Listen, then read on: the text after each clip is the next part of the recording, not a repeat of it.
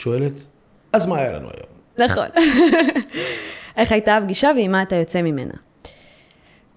כל מי שמגיע אליי לתהליך, יש הקדמה, תיאום ציפיות שאני עושה. אתה יודע את זה כי אתה עברת את זה. אתה מתחייב לכנות ולפתיחות, ואנחנו גם במהלך הדרך לומדים לתת פידבקים, כי אתה לא יכול להיות מנהל טוב או במערכות יחסים טובות בלי פידבקים, בלי להגיד מה עובד, מה לא עובד ואיך אפשר אחרת. הרבה מאוד פעמים, בעיקר בהתחלה, לאנשים לא נעים להגיד לא הייתי מרוצה מהפגישה היום, או היום לא עבד לי א', ב', ג'. ככה נולדה השאלה, אז איך הייתה הפגישה? הרבה חושבים שזה המקום למחמאות ולהגיד כמה זה נהדר, וכמה פעמים שמעת אותי אומרת לך, תודה על המחמאות, זה לא המקום למחמאות, זה המקום לפידבק. זה המקום לקבל בקרה, כי בסוף התהליך הזה אמור לשרת אותך. ואם אתה לא יכול להיות איתי בכנות על הפידבק, על מה עובד לך, מה לא עובד לך, איך אני יכולה להיכנס לעולם שלך ולעשות טוב איתך? כאילו עם כל הכבוד לדעות שלי ולידע שלי, אני לא נותנת לך שירות אמיתי אם אני לא מתאימה את זה אליך. אז ככה נולדה השאלה, איך היה לך? מה לקחת מכאן? בעיקר עם הפרעות קשב, אך לא רק. כאשר אנחנו מדברים על נושאים מאוד רגשיים, ההיגיון יוצא מהדלת והרגש עולה לשכל, ואז אנחנו שוכחים דברים. עכשיו שאלת אותי מקודם גם מה הייחודיות שלי. הייחודיות שלי זה שאני משלבת את הדברים עם המעשי. אנחנו נהיה הכי עמוק ברגש, ושנייה אחר כך, אז מה לקחתי מזה לחיים? העוגן הזה הוא מאוד חשוב, כי אפשר לשכוח את הפגישה, אפשר לשכוח דברים, לא באמת אפשר לשכוח את הפגישה, אבל אפשר לשכוח הרבה דברים חשובים שהיו שם, אם אין את העוגן הזה בסוף של מה אני לוקח לחיים, ומה אני הולך לשנות בעקבות ההבנות שהיו לי. וואו, ואת חושבת שיש איזשהו פתרון, או אני אתקיל אותך ואני אשאל אותך, את בעד או נגד כדורים? אני לא בעד או נגד כדורים, כי כפי שאמרתי כבר כמה פעמים, אני בעד התאמה אישית. כל בן אדם הוא אינדיבידואל. יש תקופות בחיים, יש מצבים בחיים, שבהם יכול להתאים, ובהם יכול לא להתאים. השאלה היא מה אני עושה עם זה. אני יכולה להגיד לך מה הבעיה שלי עם כדורים. שלרוב נותנים כדור בלי ליווי. נותנים כדור מבלי לעזור לבן אדם לשפר את אותם המיומנויות שהכדור אמור לעזור להם. בוא נדבר רגע על כדורים שהם נוגדי דיכאון. כל הכבוד שיש כדור שיכול לעזור לי רגע להיות יותר בחיוניות ולפעול במקום להיות במיטה. נהדר, אין לי מה להגיד עם זה. כשאני הופך להיות תלוי בכדור, מה עשיתי בזה? אם אני משתמש בזה, אני ממנף את זה כדי להבין מה הסיבות שגרמו לי לדיכאון, מאיזו סיבה אני ככה, מה עליי לשנות בחיים שלי כדי לא להגיע לדיכאון, ואני נעזר בכדור כדי לצמוח משם, אין לי מה להגיד, סבבה, הכל טוב. אבל אם אתה סתם לוקח כדור, מה יקרה ברגע שתפסיק? מצב הרבה יותר גרוע. המוח לא ידע איך לייצר את אותו החומר שהכדור ייצר, אתה לא תדע איך לייצר, ואז תגיע למצב המאוד מאוד נמוך שאני הגעתי אליו עם התקפי חרדה שהידיים שלך מתעוותות ואתה לא יודע מה לעשות עם זה. מה את חושבת אבל על מישהו שיש לו סדר עדיפות שונה בעסק מלהשקיע בייעוץ? הוא מרגיש שיכול להיות שהוא צריך לתקן, הוא חושב שהעניין הוא פרסום, העניין פה, העניין שם, כלומר אין לי כסף לזה כרגע, או יקר לי, או הם... אני אגיד ככה, אין לי כסף לזה כרגע, או יקר לי, זה משפט שאם אתה כבעל עסק אומר, לך דחוף לטיפול, ואני אסביר למה. כי אם אתה אומר אין לי כסף, זה אומר משהו על המיינדסט שלך. זה אומר משהו על הצורה שבה אתה חושב על האמונות שלך. האמונות שלנו יוצרות את המציאות שלנו. אם אתה אומר אין לי כסף, איך אתה מייצר השקעות בעסק? איך אתה מגדיל אותו? איך אתה ממנף אותו? איך תרוויח כסף אם אתה הולך בעולם עם האמונה שאין לך כסף? עכשיו תיקח כל ייעוץ עסקי באשר הוא. הם יעבדו איתך על כל הטכניקות, אבל אם הם לא עבדו איתך על האמונה, אין לי כסף, מה עשית שם? אתה תמשיך להיות בלי כסף. אז בעיניי, אתה יודע מה, אני אשאל את זה אחרת. איך זה שבן אדם מוכן לשלם 8,000 שקל לחופשה של שבוע, ולא 8,000 שקל לליווי של מספר חודשים שיכול לשנות לו את החיים? זה מעניין אותי יותר, כי על החופשה הוא לא אומר אין לי כסף. על עצמו הוא אומר אין לי כסף, ואז מה זה אומר עליו? וכמה הוא מתעדף אותו ואת איכות החיים שלו. יכול להיות שזר לא יבין זאת. כלומר, צריך אולי לעבור באמת את התהליך ולהבין שזה הבייסיק, שזה הלחם וחלב. אתה תגיד אין לי כסף לפרסום כשאתה פותח עסק, אתה תגיד אין לי כסף לתת לילד שלי את הלחמניה ושוקו בבוקר. עד איפה יכול להגיע עסק שהבעלים שלו באמת מרגיש שהוא מפוזר ושהוא לא מצליח להשתלט על מה שקורה אצלו בעסק, והוא באמת לא הולך לטיפול. זה יכול להגיע לרמה שהוא סוגר את העסק שלו? תראה, יש אנשים שמגיעים גם לגבהים מאוד רחוקים. כמו שאמרתי, אני לא אוהבת להכליל. אני כן רואה כמה ערך אימונים מנטליים וטיפולים שהם רגשיים נותנים לבעלי עסקים בעסק. כי ברגע שאתה יודע לייצר לעצמך שקט, אתה יכול לנהל משמעותית יותר טוב ולהגיע לגבהים הרבה יותר גבוהים והרבה יותר רחוקים כשאתה עושה את העבודה הזאת. שוב, אם אתה חולה ולא יצרת סיסטם מספיק טוב לצוות, איך העסק מתנהל? מה קורה שם? בעיניי זה דברים שבאים ביחד. אני לא אחליט על העולם, ממה שאני ראיתי, מכל בעלי העסקים שהגיעו אליי, רק ברגע שעבדנו גם על הרגשי והמנטלי, הם חוו את הפריצות הכי גדולות שיש בעסק שלהם. ולמה בעצם הייעוץ שלך לא מתאים גם למי שאין לו הפרעת קשב? הוא מתאים? לנהל יותר טוב. מי אמר שהוא לא מתאים? אני עוזרת להמון אנשים. זה שאני בוחרת לפנות לקהל, שאני באופן אישי גם הכי מתחברת אליו, כי הוא גם עם הסיפור שלי, שזה באמת בעלי עסקים עם הפרעות קשב, זה לא אומר שאני לא יכולה לעזור לכל השאר. באים אליי גם המון אנשים מסיבות אחרות, מזוויות אחרות, ממקומות אחרים, דרך המלצות של חבר שהמליץ, או דרך זה שהם ראו סרטון שלי וזה בדיוק נגע להם במסר. אני לא מטפלת רק בזה, אני ממקדת את עצמי לשם, אני חושבת כי זה הקהל שאני הכי מחוברת אליו. יש לך איזה סיפור של מטופל אחד, מתאמן אחד, שאת מרגישה ששם עשית... אחד? כולם. סיפור אחד, מי צריך? סיפור אחד ספציפי. היה לי מתאמן, אני אוהבת את הסיפור שלו. הוא בא, התחיל עם עסק בתחילת דרכו, הוא היה מרוויח, נראה לי 1,000 שקל מהעסק כשהוא הגיע אליי, לא הייתה לו זוגיות, הוא היה חווה המון דיכאונות, היה מעשן קנאביס באופן מסיבי, באמת מסיבי, היה גר עדיין בבית של ההורים, מרגיש שהכל עליו, כל הזמן רב עם עצמו ועם כל העולם, לא מצליח לסיים משימות, לא מצליח לסיים שום דבר, בא בשיא התסכול.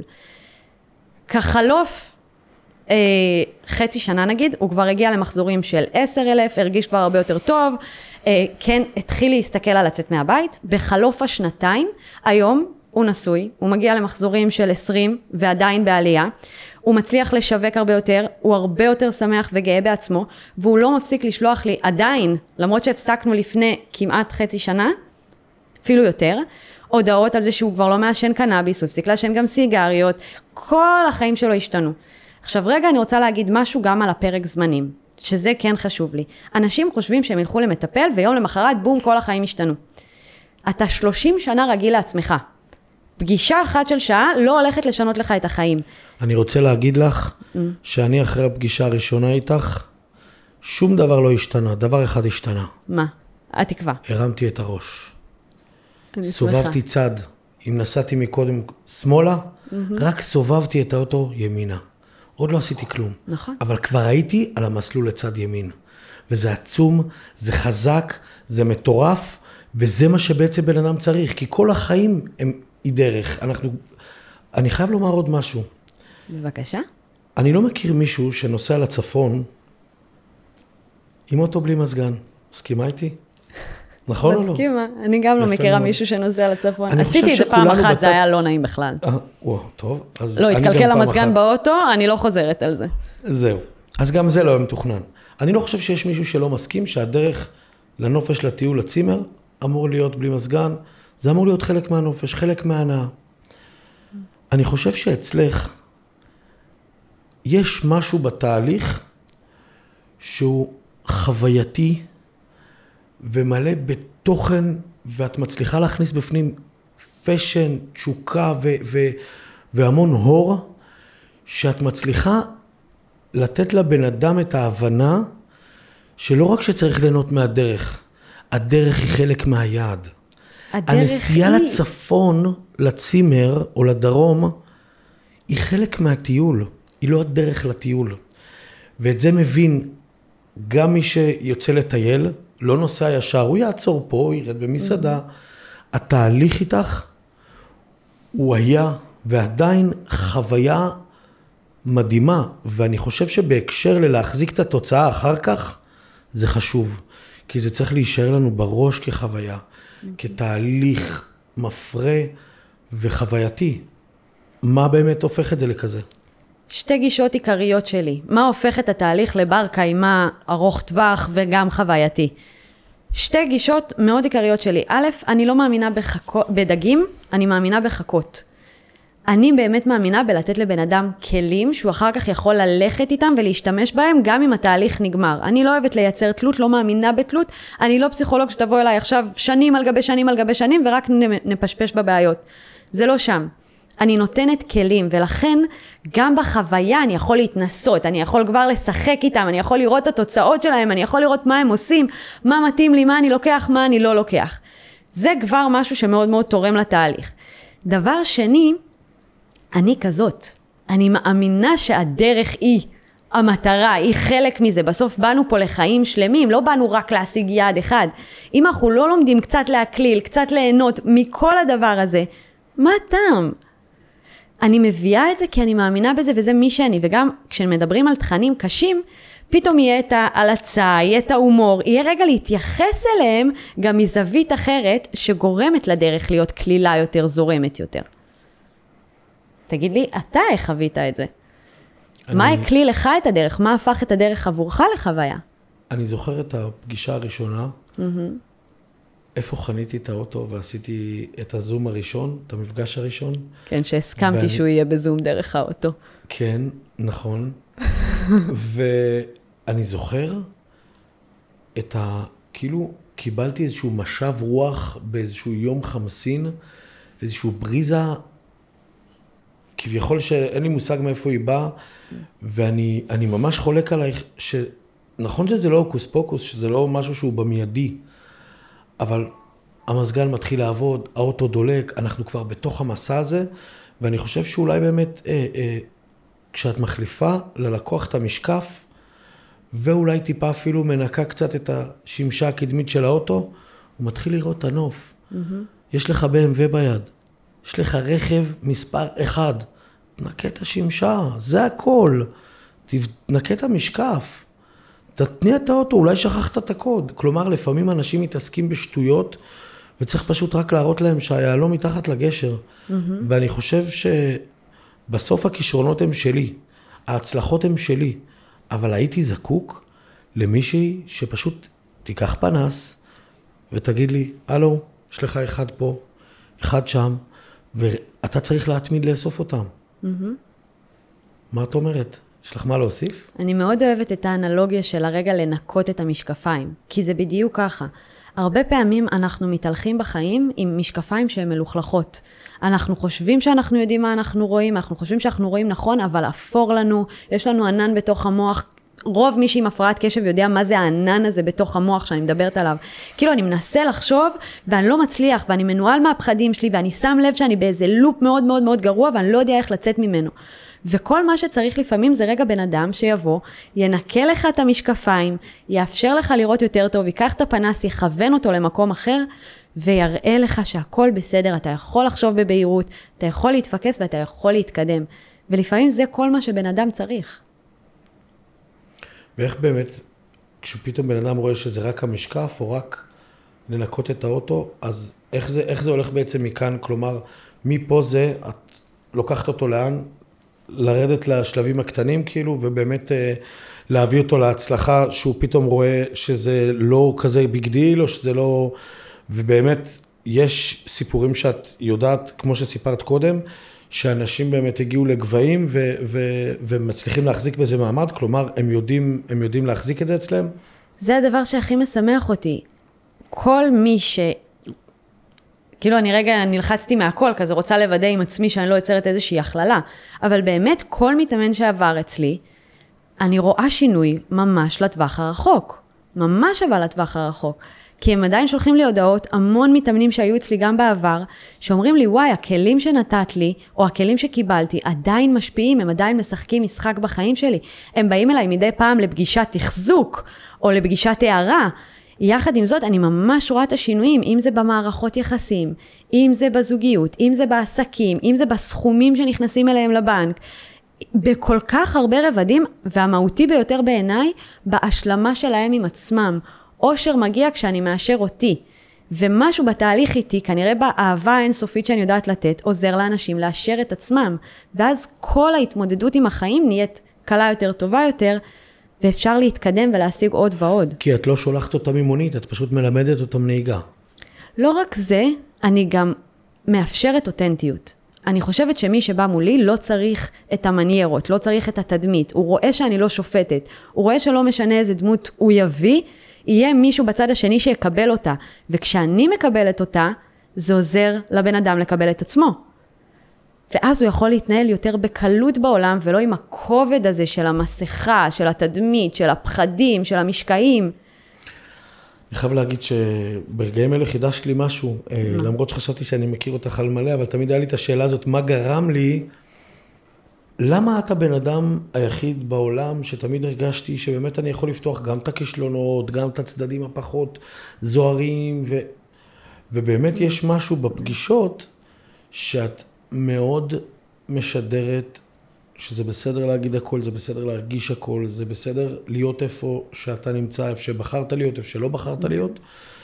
וכשהבן אדם שיושב מולך, המתאמן, באמת רואה את השלווה הזו ואת ההכלה האינסופית הזאת, הוא מרגיש נכון לפתוח, ואין דבר שאין לו פתרון.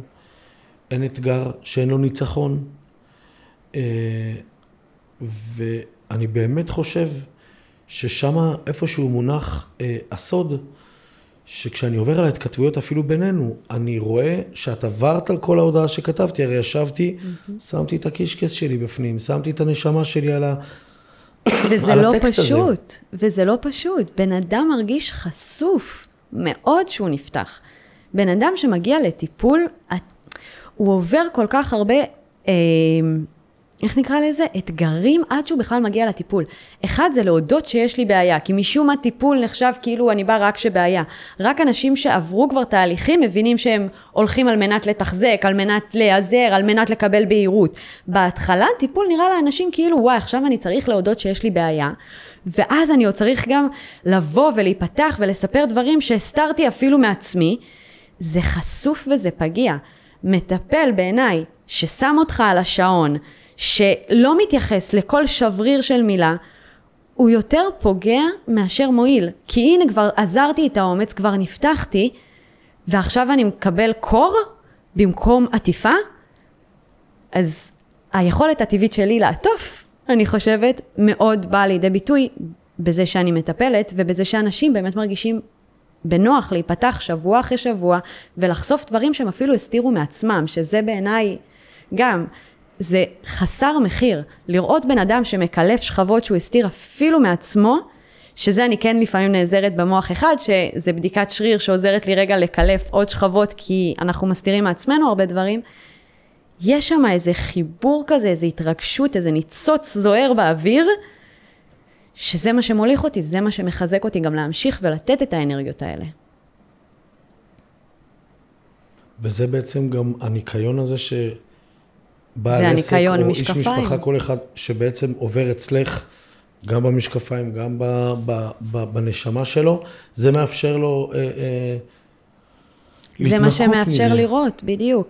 זה בדיוק הניקוי משקפיים. כשאני מתחיל לחשוף את עצמי בפניי, לא בפני זוהר, אני מתחיל לחשוף את עצמי בפניי, אני יכול להסתכל על החיים יותר בבהירות. אני אתן דוגמה אחרת.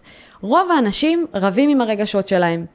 כשבא כעס, הם כועסים על הכעס. כשבא עצב, הם עצובים על העצב. הם מאוד רבים עם הרגשות שלהם, מבלי להבין שזה בדיוק מה שמלכלך להם את המשקפיים. מה הכוונה? הרגשות הם התמרורים שלנו. עכשיו, אם אני אסע ואסתכל רק על הווייז, רק על המפה, רק על התוכניות, אני עלול לפגוע ברכב, אני עלול לא לראות את השלט עצור, אני עלול לפספס את הפנייה כי הווייז שנייה לא זה. ברגע שאני מתחיל לקבל את עצמי, לקבל את הדברים שהסתרתי מעצמי, לקבל את הרגשות שלי, אני יודע לקרוא את התמרורים שבדרך, ולכן הדרך גם הופכת להיות קלה יותר, גם עם הווייז, כמו שקורה לכולם בצפון, מי שבצפון מבין, מדי פעם מקרטע. וזה למה זה, אני קוראת לזה הניקוי משקפיים, כי אני פתאום רואה, אני רואה את הדרך, אני רואה את התמרורים, אני רואה לאן אני באמת רוצה להגיע, גם בלי העזרים. אם אני אגיד לצופים, שמעולם לא נפגשנו, הם יאמינו? אני לא יודעת, אבל זה בהחלט הפעם הראשונה שאני ואתה יושבים פנים מול פנים, ולא נכון? דרך הזום. כן. מה המעלות בעצם? את עושה היום את כל המפגשים דרך הזום? אני מחלקת. אני מחלקת, זה תלוי. לי למשל, אני פחדתי מזה, וגיליתי שזה כלי מטורף, ולא רק שהוא פחות, לא רק שאין לו את החיסרון שזה לא זה, אלא יש לו מעלה עצומה, שבעצם גם זה נגיש, קל מאוד לשמור על העקביות, אין הפרעות יותר מדי חוץ מקליטה, אבל בסוף אתה באמת יושב מול המסך, ואתה פשוט שופך. הזום, אני חושבת שעזר להרבה חבר'ה מהמגזר הדתי להגיע אליי, כי אז אתה לא סגור לבד בחדר עם אישה, ואתה מקבל את הערך שאתה רוצה מהאנרגיה הנשית. אז קודם כל, במובן הזה, הזום מאוד מאוד עזר. לא יאמן כמה שהאישה הזאת חכמה, שמישהו יעשה לי סדר. נו. זה מצד אחד, כי אין מה לעשות, אני רואה את זה הרבה, גברים... לפעמים אני טועה לעצמי, אם את מבינה או לא מבינה, ואני פשוט שותק. אני אומר לעצמי, קיצור, אני אפילו לא יודע... כנראה מבינה. אני אומר לעצמי, כאילו, אני אומר לעצמי, כי בסוף זה לא יעזור. יש איזשהו, כמה שנעים או לא נעים לדבר על זה, בסוף יש איזשהו, העולם נברא בצורה מסוימת, ולפעמים זה באמת חסר לאנשים הרוח הזה, ההבנה, החיבוק, החמלה, ההכלה, שהם לא קיבלו בתור ילדים, שהם לא... ולפעמים, כאילו, זה מטורף, העניין הזה. זה מאוד מפתיע אותי כמה זה נהיה רווח, גברים שמחפשים רגע להבין אנרגיה נשית. ובמסגרת של זום, יש משהו שמאפשר לגבר, להפתעתי, יותר. כאילו הם מרגישים בנוח, הם לא צריכים עכשיו לפחד מעצמם. שזה מדהים בעיניי, שזה בכלל מצליח לקרות איתי, זה זכות מהממת בעיניי. דבר שני, רגע ברמה היותר פרקטית, יש מעלה לזום שאפשר גם להתנהל עסקית מולה. מה הכוונה? לפעמים אנחנו עובדים על ניהול יומן, כי בכל זאת הפרעת קשב קשה להם עם ניהול יומן, עם תכנון, עם חזון, עם מטרות. את יודעת שעכשיו את משעממת את הצופים, תמשיכי. אני משעממת אותך, מוישי? לא, אותי לא. לא משנה, אוקיי, נו. זה נכון, אבל יש כמה יתרונות לזום. אחד, זה יוצר איזושהי הפרדה. 2, זה מאפשר לעשות עבודה על מסמכים, על דברים שצריך לעשות עליהם עבודה, על ניהול עצמי, שזה חלק מלמה שהגעת עליי מלכתחילה. תחשוב על זה רגע. במהלך הדרך גילינו את המעלה הראשונה שהתחלתי איתה. אבל בהתחלה היה לנו חזון, היה לנו מסמכים, הצלחנו להסתכל על השפה, הצלחנו להסתכל על מלא דברים, דרך זה שהתנהלנו מול מסך מחשב. בהמשך הדרך גילינו כמה יתרונות נוספים יש לזה, ואני אגיד עוד כמה יתרונות משעממים. אין פקקים, פלוס אדיר. אין לחפש חנייה, פלוס אדיר נוסף. אתה יודע שאין זמן לבעלי עסקים, הם כל הזמן בריצות, הם כל הזמן עסוקים. החיסכון הזה של הפקקים והחנייה, זה עוד פלוס. יש לי שאלה, כמה פעמים בעלי עסקים מגיעים בגלל איזה קושי בעסק, ובעצם את מגלה שהצנרת... תמיד. מלאה, בסתימות, בחלודה, בקורות, שבעצם לא זה הסיפור, לא שמה תמונה... כמעט תמיד. כי הבעיה בעסק היא אף פעם לא העסק, היא בעל העסק. היא סימפטום. היא תוצר. לא הייתי אפילו קוראת לזה סימפטום. היא תוצר. העסק הוא השתקפות של בעל העסק. אם בעל העסק לא יודע לנהל, העסק מוגבל ביכולת שלו להתקדם. אם בעל העסק מוטרד ממיליון לכלוכים בצנרת, העסק לא יכול להתנהל כמו שצריך. זו מתמטיקה שהיא מאוד מאוד פשוטה. רוב הפעמים מגיע השלב שאנחנו מזיזים רגע את העסק הצידה, מתעסקים בחיים, מבינים איפה יושבים המשקעים, שוב, מנקים לבן אדם את הראש, מנקים לו את הענן, מאפשרים לו לראות, ואז הוא יכול לתכנן ולייצר פעולות הרבה יותר אפקטיביות להצלחת העסק. תחשוב כמה פעמים הרגשת בחיים שאתה רץ סביב הזנב של עצמך. למה? אני שואלת אותך.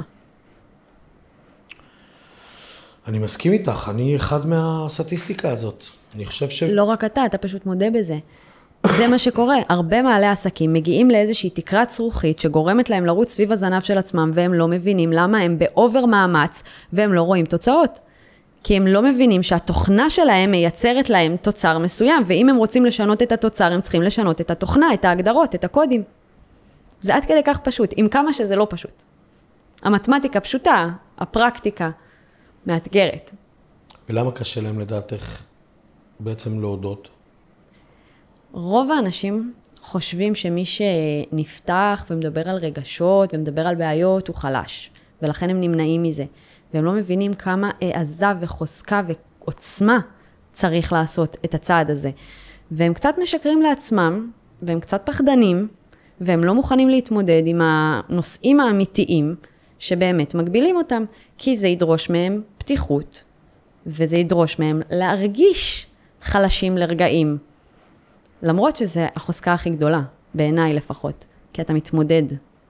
מה שמרבית האנשים, בעיקר בימינו, אני חושבת שלמדו לוותר עם ההתמודדות וללכת לבריחה. היא קלה היום מאוד. ככה, זה כל מה שאתה צריך לעשות. וואו. את רוצה שנדבר רגע על הרשתות החברתיות? בשמחה רבה. מה תרצה להגיד על הרשתות החברתיות? על כמה אני טובה בהן? איפה מתחיל בעצם זה היה בצחוק, כן? כי אני מודה כשאני לא טובה בדברים. איפה מתחיל הקושי שלך באמת כשנפתחת מצלמה מולך?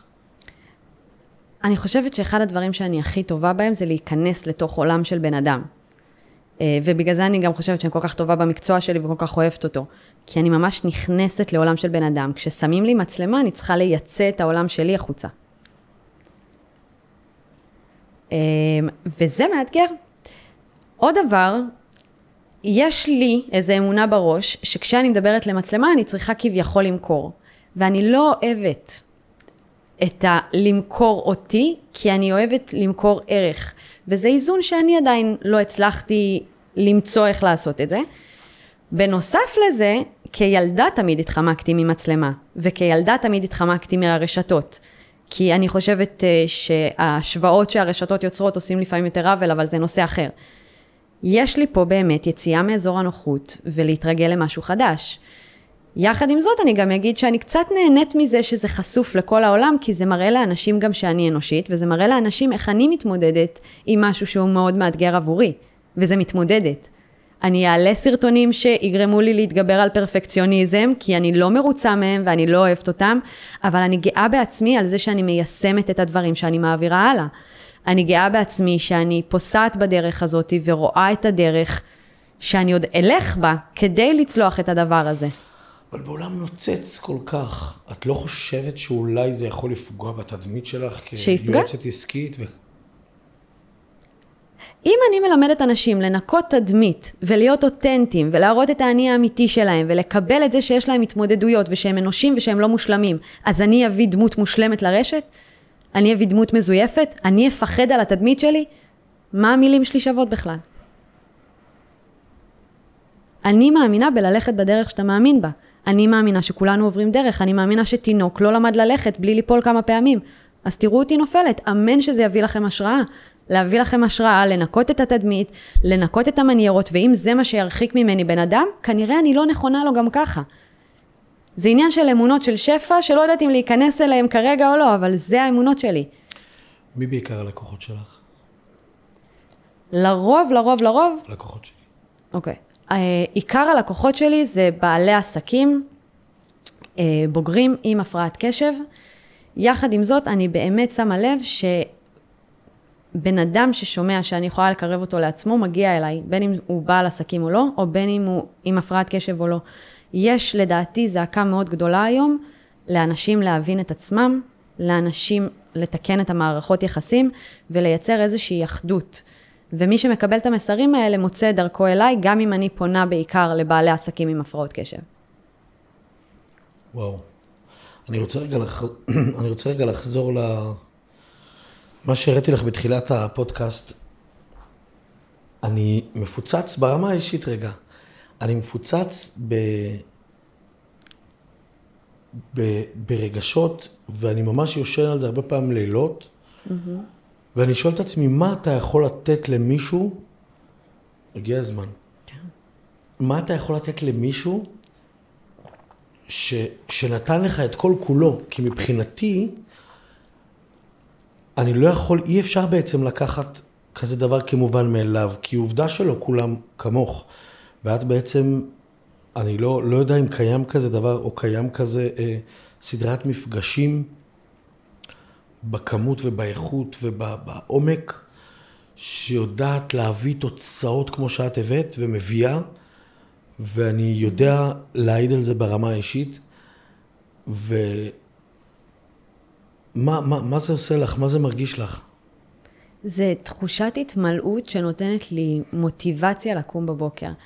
אני חושבת שבסוף כולנו, טוב, לא רק אני, מחפשים משמעות, מחפשים לתת ערך, ואני יכולה לראות את הערך שאני נותנת לעולם. אז זה מדהים, אין מדהים מזה. לראות בן אדם שלא הצליח לייצר זוגיות, פתאום נכנס לזוגיות, זה וואו. לראות בן אדם שכל החיים היה לו בעיות כלכליות, ופתאום הוא לא רק בהישרדות, ולא רק להציף את הראש מעל המים, אלא ממש ממש לומד לחיות שפע, זה וואו בעיניי. אני מחוברת כל כך למהות של מה שאני עושה, ששכחתי אפילו את השאלה שלך לרגע. אני נהנית מזה, אני אוהבת את זה, זה זכות אדירה בעיניי, לפזר אבקת פיות, אני קוראת לזה. להכניס אור באנשים, לעזור להם למצוא את הזוהר שלהם, לעזור להם לממש את מה שהם באו להביא לעולם. מבחינתי אני תורמת בסקאלה גדולה, כי אני יוצרת אדוות של אור. מה מעצבן אותך? בחיים? בתחום. בתחום? קודם כל המנטורים שתדמית יותר חשובה להם מתוכן. מעצבן אותי. מעצבן אותי, וואו, לא חשבתי על זה, רגע, התקלת אותי. מה מעצבן אותי בתחום? מעצבן אותי יועצים מנטליים שאומרים, מחשבה יוצרת רגש ומתעלמים לחלוטין מעולם הרגש. עולם הרגש הוא עולם רחב שחייב לתת לו התייחסות, זה מעצבן אותי. מעצבן אותי שיש אנשים בתחום שאכפת להם יותר מכסף מאשר מבן אדם, והם לא מבינים כמה בן אדם צריך להיות חשוף כדי לבוא אליהם, ואז הם מתייחסים אליו כארנק ויוצרים אצלו פגיעה כפליים יותר גדולה, ואז הם באים אליי, במזל, כי אם הם לא באים אליי אחר כך זה קשה. מה עוד מעצבן אותי? שכולם יורים סיסטמאות ריקות ברשת מבלי לעמוד מאחוריהם, וזה גם למה מאתגר אותי הרשת, כי אני מאוד לא רוצה להיות עוד אחת שזורקת סיסמאות, מבלי שמבינים מה קורה מאחוריהם. הבנתי. זה בגדול. אתה רוצה לעשות לנו רגע תמונה? אוקיי. הנה, מצלם אותנו. וואו. יש לך עוד שאלה שאת רוצה שאני אשאל אותך? לא יודעת. הייתי רוצה שתספר רגע אתה על התהליך. אתה יודע מה? בוא ננצל את זה יאללה, תשאלי אותי. איך נכנסת? כן. איך נכנסת? מה הפקת ואיך הייתה החוויה? אני חושב שהחוויה הייתה משנת חיים, בגלל שכמו שדיברנו קודם, הכישרונות היו, הידע היה חסר באמת את ההערה, זה פה על ידך, זה לא בשמיים, אתה רק צריך באמת לנקות את המשקפיים. וזה ההסתכלות, איך להתמודד עם אתגרים, זה השפה, זה המחשבה, עם עצמך, שמשנה את המציאות, שמשנה את התוצאה. ואני זוכר שהגעתי לתהליך, אני מנסה לבחור את המילים, כי אני זוכר את המצב שבעצם הייתי, זה היה כישלון מפואר, כלומר לא כישלון שאתה חווה אותו ויכול לטאטא אותו מתחת לשטיח. אני לא רוצה להזכיר אפילו את הכישלון עצמו, כי הוא מוכר וידוע לכמה וכמה אנשים. וזה היה, אני זוכר, לא רציתי בעצם להוציא את הראש מהמיטה, בצדק, כלומר, יש לך מחויבות לאנשים, יש לך מחויבות זה משהו שהוא לא כישלון בתוך הבית. הוא כישלון כפול ומכופל, שאתה לא יודע איך להתמודד איתו, הוא מרסק אותך, ועם השפיץ של הנעל עוד סיבוב קטן, ככה בקטנה בשביל הכיף. ואני זוכר כבר אחרי הפגישה הראשונה, הרגשתי ככה כמו אחרי שהמנפח אוויר של הגלגל בפאנצ'ר כבר מתחיל לתת את המילוי, ופשוט לאט לאט הבנתי שהמכונה קיימת, צריך ללמוד את ההגדרות, צריך להבין איך מתנהגים איתה בכל מזג אוויר, ויש ימים עם הרבה רוח, ויש ימים עם הרבה עננים, ויש ימים שהשמש זורחת. זה בסדר, וזה עוד יותר בסדר, הכל טוב. אבל אני חושב שבאמת בעיקר זה להבין שהשם המשחק הוא לא ידע. אני בעצם חיפשתי ידע, חיפשתי המון עובדות שיעזרו לי, ניסיון מכל מיני מנטורים או מכל מיני אנשים, ולא הבנתי שהידע באמת היה קיים בי. ואגב, לא, יש הרבה אנשים שזה לא קיים, והם לומדים את זה גם וגם. אצלי ספציפית, הייתי יושב מול מנטורים באמת גדולים. אמרתי, לא הבנתי, אני עושה את מה שהוא עושה, קצת יותר מהר אבל. ואני יכול לעמוד מולו במקומו על הבמה. זה היה התחושה שלי, ואני לא בן אדם שחצן וגם לא גאוותן. ולא הבנתי מה היה חסר לי שם. ובאמת היה חסר הארגז כלים המנטליים. הארגז כלים הפשוט הזה, שהוא לא מחשבון, שהוא לא מספרים, שהוא לא... ואני חושב שההתמסרות שלך, והנוכחות שלך עד הסוף, מלמעלה עד למטה, לאורך ולרוחב. זה היה פשוט יד ביד. אני זוכר שחיכיתי, הייתי חי מראשון לראשון, ב9:15, ובאמת נתת את כל כולך לתוך המפגשים, והייתי רואה תוצאות. למדתי להיות עקשן למות. למדתי שגם כשהדרך מאירה לנו פנים וגם כשלא, זה הדרך. כלומר, זה לא משנה איזה יום אנחנו קמנו היום, פשוט להצמד לעובדות ולהתקדם. לקבל את המציאות באהבה. וכן, כן, כן, כן, כן. וזה פשוט מטורף. אין לי מילים. אני חושב שהגענו לשיא, לא? זהו. משה, אני רוצה להודות לך, מאוד. אני רוצה גם רגע לנצל את הפלטפורמה הזאת, לספר איך הפודקאסט הזה בכלל קרה. כי נשאלה גם השאלה מה אני חושבת על הרשתות ועל הסרטונים הכושלים שלי כרגע נקודתית ברשת. ויש פה מסר מאוד חשוב, ככה שיסתנן לו בין הדברים. יצאתי לדרך עם דברים שאני לא מרוצה מהם עד הסוף. יצאתי לעולם והראיתי, יש לי כוונה להתחיל לשווק, יש לי כוונה להתחיל להראות פנים גם ברשתות. והנה, העולם מוישי, ראה את הכוונות, אמר, שנייה, אני לא מרוצה, את לא מרוצה, בואי נעשה פה מהלך. והזמנת אותי לפודקאסט. עכשיו, מה המסר שמסתנן? להתחיל ולעשות עוזר לדברים לקרות. אם לא הייתי מעלה את הסרטונים הגרועים האלה לרשת, כנראה אתה לא היית מזמין אותי לפודקאסט שיאפשר לי להעביר תכנים בצורה שהיא הרבה יותר נעימה לי והרבה יותר טובה לי. זה מאפשר לי לצמוח מתוך המקום הזה, וזה מאפשר לי להיות הרבה יותר מיומנת ולהביא תכנים יותר טובים, שלא היה קורה אם לא הייתי מרשה לעצמי לטעות ולהוריד תדמית. אז המסר פה, לדעתי, זה פשוט תנו ליקום גם לאפשר על ידי זה שאתם מוכנים לטעות, מוכנים לפסוע בדרך, מוכנים ללכת אותה, חותמים על זה שאתם אנושיים, ומשם לראות איך התוצאות וההצלחות כבר מגיעות מאליו. חיכיתי לך בצומת. טוב. תודה רבה, משה. זהו? יש פה פינת עישון, בכי תגיד לי שכן. תודה רבה, כפרה. טוב. זה סגיר, לא? איזה סגיר? איזה סגיר? טוב, תודה רבה, אני מאחל לך... כן, תודה גם לך, אני אמרתי לך תודה. אני חושב שתנצלי את זה. לא, תני איזה משפט בסוף לצופה. אין לי את הפאנצ'ליינים האלה. אתה נתת את הפאנצ'ליינים, ראית? תודה על העזרה. את לא רוצה לקחת איזה אחד ולנסות לדקלם אותו? תן לי פאנץ', אנחנו כתבתי לך במצלמה. מלא. אני אגיד לך מה את בוחרת, יאללה. טוב, יש לך את המשפט שכל בעל עסק בסוף חייב לדעת, לא משנה באיזה משבר אתה נמצא, בבית, בעבודה, בזה, שום ידע ושום ניסיון ושום מקצועיות לא יעזור לך. בסוף הכל תלוי, מה יש לך בארגז הכלים המנטליים? 1, 2, את יכולה, למה חשוב? רגע.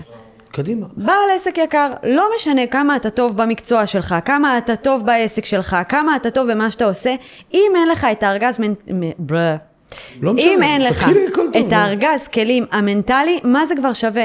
איך תדע להתמודד ברגע של משבר? איך תדע להתמודד שהעסק לא יביא את התוצאות שאתה רוצה? אם אין לך את היכולת ואת החוסן הרגשי, איך העסק שלך באמת נראה? תני לנו את זה שוב וזהו, יאללה, מצוין. לא צריך, עושים עריכה, חותכים את הבלולולה. לא, תני את זה, תמיד פעם שנייה זזה יותר מהר, יאללה, קדימה, נו. לא, אחד אחר. מה את מפחדת? נקסט. תתחיל, את רוצה עוד אחד? אחרון וזהו, יאללה. נכון, נוציא מזה משהו. כן. בשוונג, יאללה. קדימה. מי הגורם המספר 1 שמפריע לעסק שלנו לצמוח? מי הגורם מספר 1 שמפריע לעסק שלנו לצמוח? אנחנו, עצמנו. מה המשך? החסמים של העסק שלך זה אתה. החסמים... העסק שלך זה המראה שלך. אבל רגע אמרנו את זה. אמרנו את הכל מעורבב וזה. הלאה. אנחנו מעלימים אתגרים, שאנחנו משנים את הדרך התמודדות, את ההסתכלות. אי אפשר להעלים אתגרים. הדרך התמודדות. קדימה. איך אני אבל בפתיח, שנייה. החיים ימשיכו לקרות. לא משנה מה נעשה, החיים ימשיכו לקרות. האתגרים ימשיכו לבוא, עדיין יהיה מקומות שבהם נאלץ להיות חזקים ולהתמודד. השאלה היא איך אנחנו מתמודדים, כמה מהר אנחנו קמים, ומה אנחנו עושים כשאנחנו רואים אתגר. אנחנו מסתכלים עליו כאתגר או כקושי שמפיל ושובר אותנו. מדהים. כן? כן. שכוייח, אמיתי.